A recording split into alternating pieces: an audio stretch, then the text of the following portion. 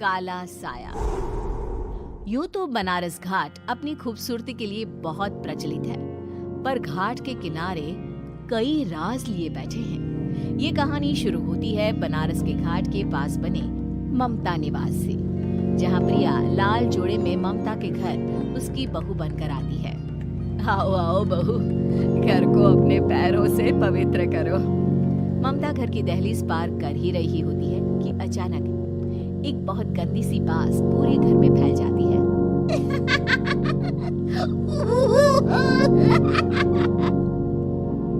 ये बदबू और ये आवाजें, ये कौन हंस रहा है माँ? ये पड़ोसी ना हमारे थोड़े अलग से है। कहाँ हम शाकाहारी और ये मांस मच्छी खाने वाले। छोड़, तू ध्यान मत दे और गृह प्रवेश कर। और हाँ बहू, अपनी सास की एक बात हमेशा याद रखना, इन पड़ोसियों से तो कभी बात नहीं करेगी। अच्छे लोग नहीं है ये। अपनी सास की ये बात मानेगी ना बेटा? हाँ माँ, जो आपकी मर्जी, मैं उनसे बात नहीं करूंगी। अगले दिन प्रिया अपनी पहली रसोई बनाने रसोई घर में जाती है। ये छोटी बात तो नाक में जा रही है। एक काम करती हूँ, खिड़की खोल देती हूँ। प्रिया खिड़की खोलने जाती है। इतने जाले, लगता है इस खिड़की को कभी खोला ही नहीं गया। पर ऐसा क्यों? ओह, नॉनवेज की स्मेल आती होगी ना। 2 मिनट के लिए खोल लेती हूँ, फिर बंद कर दूंगी। प्रिया खिड़की खोलती है। खिड़की खोलते ही उसकी नजर सामने वाले घर की खिड़की पर पड़ती है, जहाँ एक लड़की खड़ी होती है, हाथों में मेहंदी, लाल रंग की साड़ी, बिल्कुल सजी धजी, मानो प्रिया की तरह ही वो भी नई नवेली बहू हो। वो प्रिया को देखकर मुस्कुराती है। हे भगवान, माँ ने तो इनसे बात करने को मना किया था। प्रिया फौरन ही खिड़की बंद कर देती है और तवे पर चढ़े रोटी की ओर देखने लगती है, पर वहाँ रोटी न होकर मछली पड़ी होती है। ये क्या? पहली ही रसोई में इतनी बड़ी गलती। हे भगवान, अब मैं क्या करूं? प्रिया बहुत डर जाती है और फौरन रसोई की सफाई करने और फिर सभी के लिए खाना बनाने लग जाती है। जब वो सबको खाना परोसती है, सब तो ठीक है, मैं बेकार में चिंता कर रही थी। हे भगवान, ऐसे ही बस अपनी कृपा बनाए रखना। रात के वक्त जब सब सो रहे होते हैं, तब प्रिया को पायल की आवाज सुनाई देती है, जिससे उसकी आंख खुल जाती है। ये पायल की आवाज कहाँ से आ रही है? प्रिया उठकर उस आवाज के पीछे छत की सीढ़ियों तक जाती है। तभी उसे बच्चे के रोने की आवाज आती है। प्रिया छत पर जाती है तो क्या देखती है? वही लाल साड़ी वाली लड़की अपनी गोद में एक नवजात बच्चे को घुमा घुमा कर सुला रही है। तभी प्रिया की नजर उसके पेट पर पड़ती है। ओह गॉड, ये तो प्रेग्नेंट भी है। सुनिए, बच्चा सो नहीं रहा है क्या? मैं कुछ मदद करूं? नहीं नहीं, आपके घर वालों को अच्छा नहीं लगेगा, मैं संभाल लूंगी। स्नेहा की गोद से बच्चा हाथ मारकर प्रिया की गोद में आने को छटपटाने लगता है। दोनों घर अगल बगल में बने होने के कारण प्रिया उस बच्चे को गोद में ले लेती है। प्रिया के पास आते ही वो सो जाता है।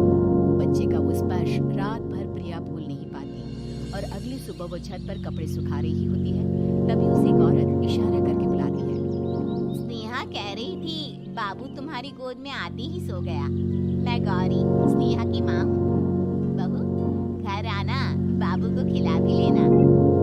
शाम को जब घर पर कोई नहीं रहता, बच्चे से मिलने के लिए प्रिया छिपकर अपनी पड़ोसन के घर चली जाती है और कुछ देर बच्चे को खिलाकर वापस लौट आती है। इसके कुछ दिन बाद ही प्रिया को पता चलता है कि वो मां होने वाली है। ममता की खुशी का ठिकाना नहीं रहता।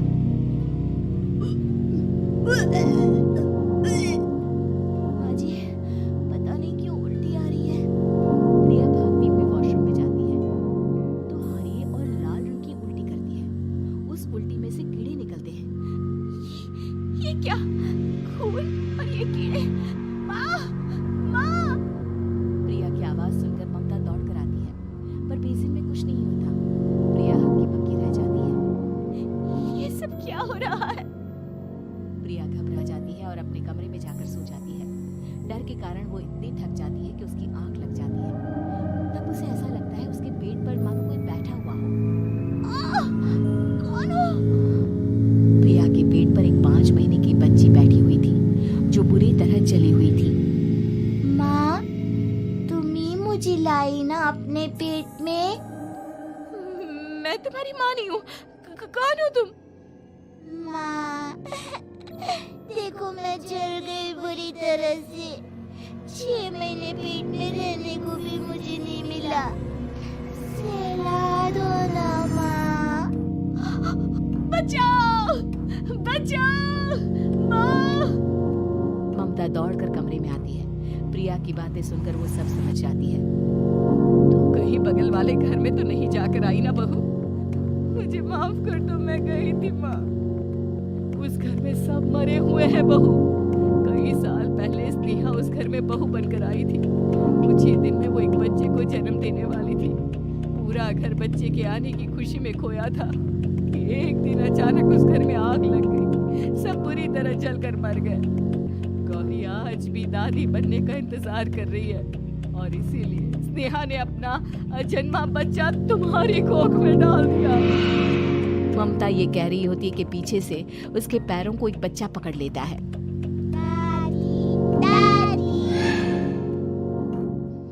माँ, स्नेहा की गोद में यही बच्चा था।